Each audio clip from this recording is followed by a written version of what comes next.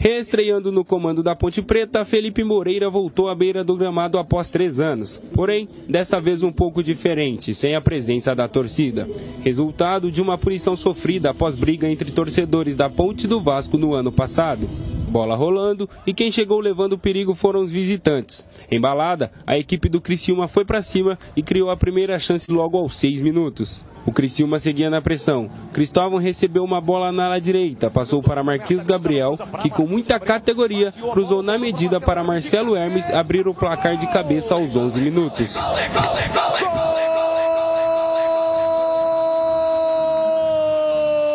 Gol do Criciúma! Porém, a vantagem dos visitantes não durou muito tempo. Buscando um empate, a macaca foi para cima. Pablo Diego limpou o zagueiro e bateu no canto de Gustavo, que desviou mandando para escanteio. Elvis na cobrança, Jé cabeceou, mas o goleiro espalmou. E no rebote, Matheus Jesus de perna esquerda estufou as redes. Tudo igual no Majestoso. Da Ponte!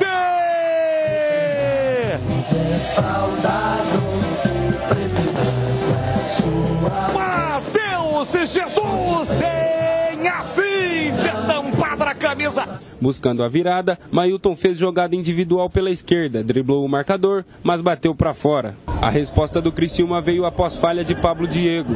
O atacante tentou afastar a bola, mas acabou jogando nos pés de Fabinho, que tabelou com Cristóvão, mas acabou parando em Kaique França. A pressão dos catarinenses deu resultado. Aos 31 minutos, Marquinhos Gabriel recebeu uma bola na entrada da área e acertou mais um lindo passe para Felipe Matheus bater firme e colocar o Tigre na vantagem novamente.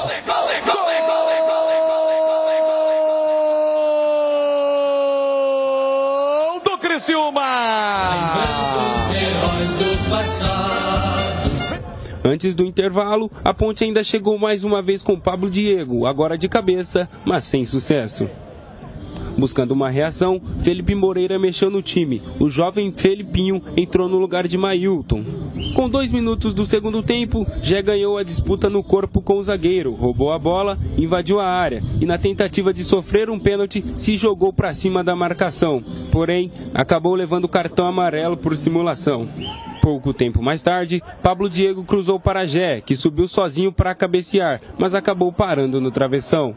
O jogo seguiu morno e a Ponte Preta voltou a levar perigo somente aos 42 minutos. Após mais uma boa cobrança de escanteio de Elvis, Eliel de cabeça ajeitou para Matheus Jesus, que chutou para o gol, mas Gustavo conseguiu agarrar em cima da linha. Fim de jogo no Majestoso, Criciúma 2, Ponte 1. Com esse resultado, a Ponte Preta segue sem somar pontos na Série B e perdeu também a invencibilidade que tinha jogando no Moisés Lucarelli nesta temporada.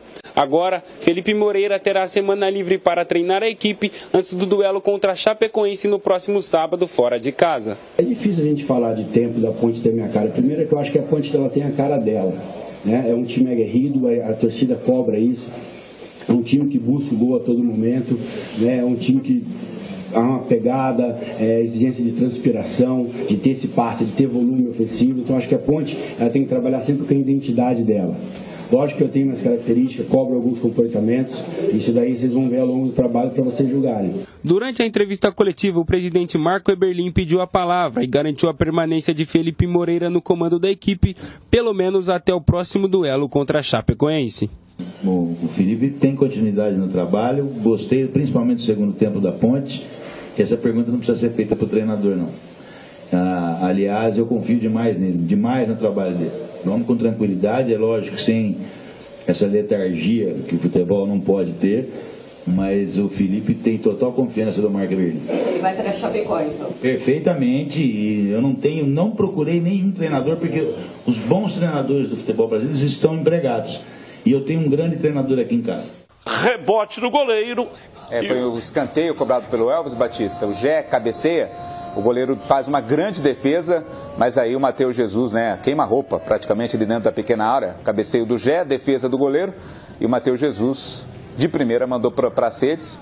Foi rapidinho, foi quase que imediato ao gol marcado pelo Criciúma. A Ponte buscou o empate com o Matheus Jesus. Dava a impressão que esse gol serviria para levar o time em busca da virada, mas infelizmente não foi o que aconteceu. E aí, CH, o que faltou para a Ponte? A Macaca, jogando em casa, não conseguiu fazer a lição de casa. Bom, em primeiro lugar, eu não estou fazendo defesa, não. É o que eu acho mesmo, é meu ponto de vista. Muita gente acreditando a derrota ao comando técnico. Está errado. O Felipe Moreira não teve tempo para trabalhar. Teve um treino. E ninguém faz milagre em um treino. Então a torcida da Ponte tem que ter a consciência, todo mundo está chateado, não pode perder em casa, é um campeonato muito difícil, tudo isso é verdade. Agora, acreditar a derrota para o treinador está errado. Digo mais, quando precisou dele no intervalo do jogo, ele colocou o Filipinho e melhorou o time. Então quando ele botou o dedo, ele melhorou o time. Evidentemente que ele tem a sua parcela de responsabilidade. Agora, por causa de um julgo, não é justo, não é correto. Então agora ele vai ter uma semana aí praticamente para poder trabalhar, aí o dedo dele começa a ser inserido no trabalho técnico de estratégia do time. Foi ruim o primeiro tempo, aliás, muito ruim. No segundo tempo melhorou, mas não melhorou o suficiente para a Ponte efetivamente empatar a partida. Até conseguiu empatar, mas tomou o segundo gol no primeiro tempo. O desempenho do primeiro tempo foi muito abaixo do que todos esperavam. Aliás, o desempenho do primeiro tempo da Ponte contra o Criciúma se pareceu muito com a parte do jogo em Salvador. Muito parecido. Falta de intensidade, jogadores desconcentrados, mal posicionados, uma série de erros aqui que a gente vai precisar de uns 45 minutos para poder elencar. Tamanha a quantidade de erros que o time cometeu, principalmente no primeiro tempo. Segundo tempo melhorou, não é? O Filipinho jogou muita bola, a Ponte teve volume, oportunidade, mas não teve, Batista, a precisão necessária. Tem que ter competência para colocar a bola dentro da pinóia lá, fazer o gol. Então, preocupa.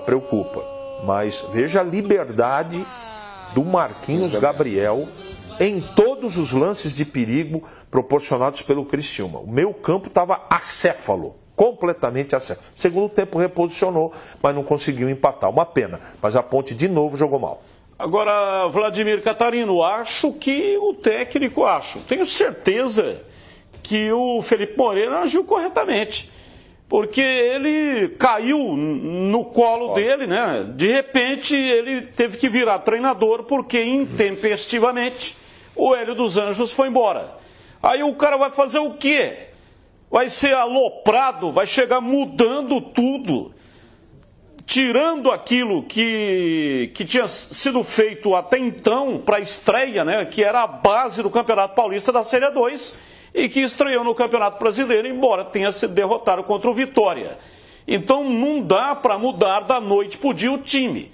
Então escalou aquilo que seria mais ou menos o óbvio e a partir daí começa o trabalho. Agiu corretamente ou não? Até porque não tem opções, né, Batista? Não tem tantas opções assim para fazer diferente. Mesmo que ele quisesse fazer muita coisa diferente, não conseguiria pelas poucas opções que tem. Ainda sem Fábio Sanches e Leonaldi, são jogadores titulares dessa equipe. Então não tinha muito o que fazer. Ele fez apenas uma mudança no time titular com relação à partida em que a Ponte começou lá contra o Vitória, que foi a entrada aí do Mailton na lateral direita no lugar do Everton. E até justificou essa entrada do Mailton, porque segundo ele, né, nas análises que ele fez, o lado esquerdo, lado defensivo esquerdo do Criciúma era mais fraco, né? Marcava mal, segundo a entrevista dada por ele. Então, por isso, ele colocou ali o Mailton para dobrar com o Luiz Felipe, mas não deu muito certo, não foi isso que aconteceu. Mas eu concordo com você, não tinha muito o que fazer, não. Eu acho que ainda não é terra arrasada, lógico, precisa melhorar. São 2 jogos sem somar nenhum ponto, mas eu acredito que temos que dar crédito ainda e confiar no trabalho a ser feito pelo Felipe Moreira, que vai continuar pelo menos até a partida contra a Chapecoense.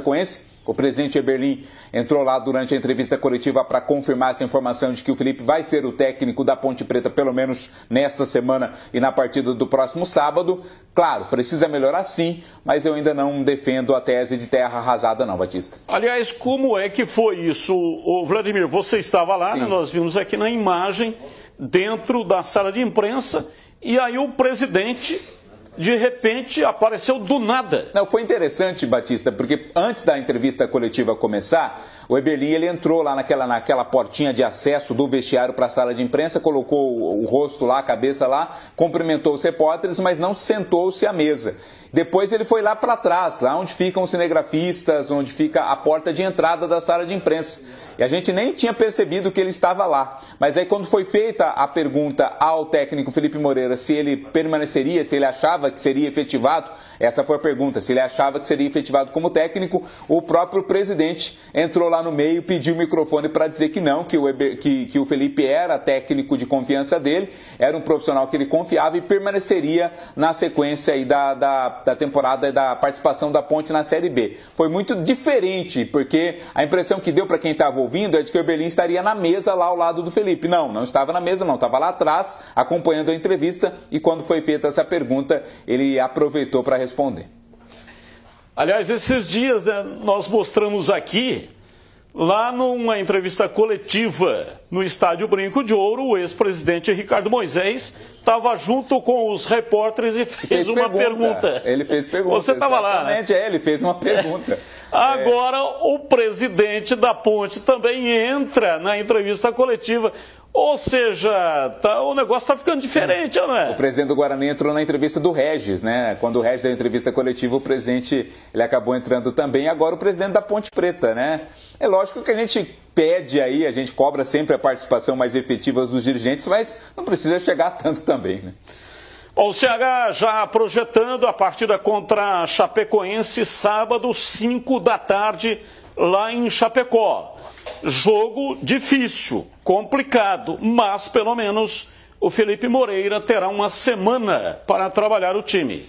Você acha que ele vai fazer alguma modificação importante aí ou não? Eu ainda não faria. Mesmo com uma semana, fazer modificação substancial e significativa não dá tempo. Ele pode, para falar que eu concordei com tudo que ele fez, né? Falei só do comportamento negativo dos jogadores. Essa dobra que ele fez do lado direito foi uma grande invenção, né? Não deu certo, não funcionou. Então ele tem que mexer no meio campo, principalmente. Ele vai ter que achar uma alternativa caso o Ramon Carvalho e o Léo Naldi não se recuperem. Ele tem um problema para resolver aí. E esse problema é sério. O problema do meio campo é sério. Sabe por quê? Porque para jogar e para fazer a bola chegar com qualidade na frente, o que ele fez? Ele trouxe o Matheus Jesus aqui atrás. Só que ele não teve a dinâmica necessária. Não jogou o Gé, não pegou na bola, não pegou na bola o Elvis. Se você não tem esse motor de levar essa bola, de arrastar essa bola para os atacantes, fica muito complicado, mas muito mesmo. Então ele tem um problemão durante a semana para resolver. Eu não entendi porque ele não colocou antes o Cássio Gabriel. Dava para colocar Elvis e Cássio Gabriel juntos, ele não fez isso. Mas isso ao longo da semana ele vai fazer uma série de testes para poder tentar solucionar. Eu acho que, caso ele não conte com o Léo Naldi e não com o Ramon Carvalho, o Felipinho ganha muito espaço como titular, depois do segundo tempo que fez. As alterações que ele fez foram alterações, né, trocando só uma peça pela outra. Sim, 6 por meia dúzia. Então tirou o Gé, colocou o Eliel. Acho que não deveria ter tirado o Gé. Eu também não entendi. Poderia ter colocado o Eliel e não ter tirado o Gé. Isso, exatamente. Aí, a única alteração diferente que ele fez foi a entrada do Felipinho, porque daí ele colocou o Luiz Felipe na lateral direita e o Felipinho entrou no meio. E tirou a dobra, né, do Mailton do lado direito, que também funcionou. Eu penso o seguinte, olha, na Série A2, o Luiz Felipe foi o melhor lateral. Ele não é lateral, ele é meio-campista, mas jogou muito melhor de lateral. Foi.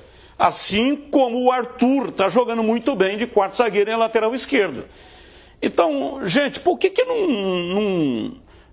não tenta fixar ele como lateral? Chama ele e fala, ô Luiz Felipe, quantos jogadores não mudaram de posição? Mas ele começou o jogo como lateral direito. O Mailton jogou na frente dele nesse jogo.